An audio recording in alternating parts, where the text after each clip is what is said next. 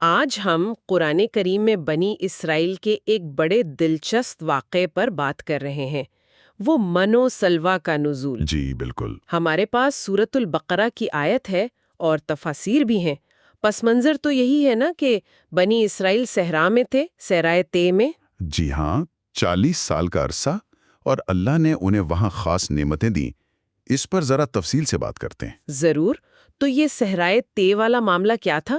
کیوں بھٹک رہے تھے وہ لوگ وہاں؟ اصل میں انہیں حکم ہوا تھا جہاد کا، قوم عمالقہ کے خلاف۔ اچھا، لیکن انہوں نے، آپ کہہ لیں کہ سستی دکھائی، انکار کیا، تو سزا ملی۔ سزا کیا تھی؟ سزا یہ کہ 40 سال تک ایک سنسان میدان جسے تیا کہا جاتا ہے، اس میں بھٹکتے رہے۔ 40 سال؟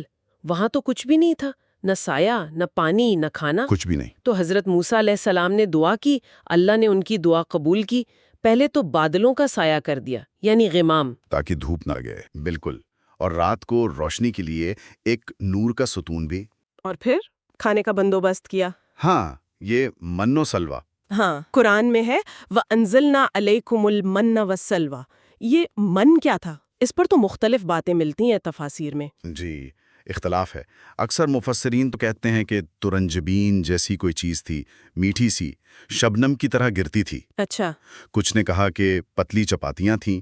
امام مجاہد کا قول ہے کہ وہ درختوں پر گوند کی طرح جم جاتا تھا، شہد جیسا میٹھا۔ یعنی کوئی میٹھی قدرتی غذا تھی جو انہیں بغیر محنت کے مل رہی تھی۔ جی ہاں، صحرا میں ان کی بنیادی خوراک بن گئی تھی۔ ٹھیک، اور پھر سلویٰ وہ کب آیا؟ سلویٰ تب آیا جب وہ روز روز من کھا کر اکتا گئے۔ کہنے لگے بھئی یہ میٹھا کھا کھا کے طبیعت بھر گئی ہے، گوشت چاہیے۔ اچھا، گوشت کی فرمائش کر دی۔ جی، تو حضرت موسیٰ نے پھر دعا کی، اللہ نے ان کے لیے سلویٰ اتارا۔ اور سلویٰ کیا تھا؟ پرندے تھے؟ زیادہ تر مفسرین یہی کہتے ہیں کہ بٹیر جیسا ایک پرندہ تھا، بعض کے مطابق خود بٹیر ہی تھا، جھنڈ کے جھنڈ آتے تھے۔ واہ، یعنی پرندے بادلوں کی طرح آتے تھے۔ جی، ایسے ہی سمجھیں کہ وہ آتے اور یہ لوگ بس پکڑ لیتے تھے، طلوع آفتاب تک یہ سلسلہ رہتا تھا۔ یعنی اللہ نے کھانے پینے کا پورا انتظام کر دیا تھا، بغیر کسی محنت کے۔ بالکل، غیبی انتظام۔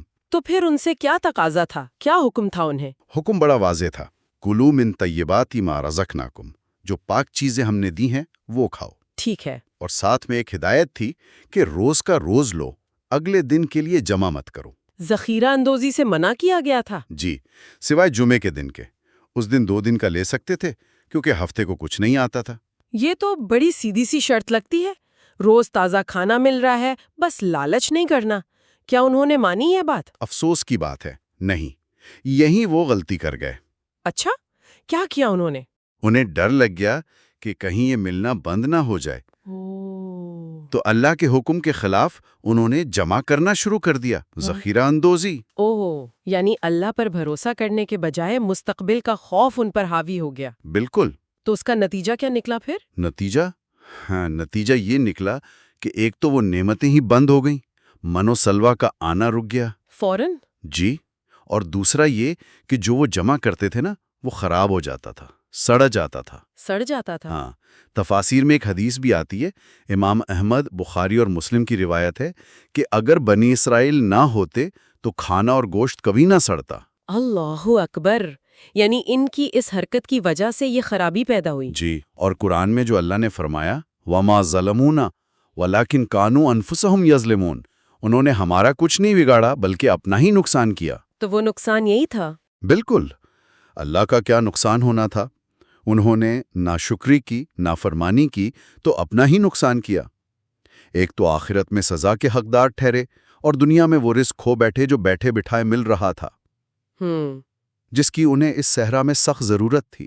تو خلاصہ یہ ہوا کہ اللہ نے ایک انتہائی مشکل وقت میں معجزانہ طور پر بنی اسرائیل کو ہر طرح کی سہولت دی، سایہ دیا، کھانا دیا، من و سلویٰ جیسی نعمتیں دیں۔ جی، شرط بس اتنی تھی کہ شکر کریں اور لالچ نہ کریں، لیکن انہوں نے بھروسہ نہیں کیا، ذخیرہ اندوزی کی، تو وہ نعمتیں چھن گئیں، اور نقصان اپنا ہی کیا۔ سراسر اپنا نقصان۔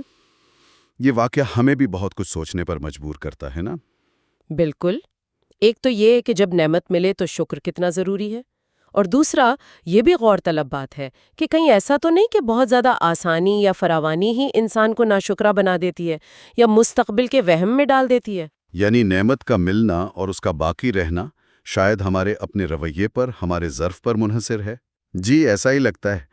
نعمتوں کے تسلسل کا تعلق ہمارے کردار اور شکر گزاری سے